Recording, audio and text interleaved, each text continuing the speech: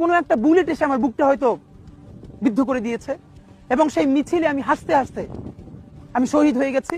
আমি তখন হাসতে হাসতে আল্লাহর কাছে ভীষণ সন্তুষ্টি নিয়ে পৌঁছতে চাই যে আমি একটা ন্যূনতম ওই জীবনটা লিড করতে পারলাম, যে আমি একটা ইনসাফের হাসি নিয়ে আমি আমার আল্লাহর কাছে পৌঁছতে চাই। হায়াত মৌতের মালিক আল্লাহ, ন্যূনতম সিকিউরিটি নিয়ে চলাও হলো সুন্নাহ।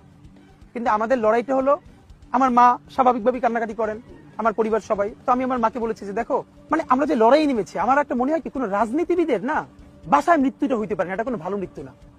যিনি রাজনীতি করেন, যিনি লড়াই করেন, যিনি বিপ্লবী, যিনি সংগ্রামী, তার মৃত্যুটা হবে একটা সংগ্রামের মধ্য দিয়ে, একটা রাজপথে, একটা গ্লোরির মৃত্যু।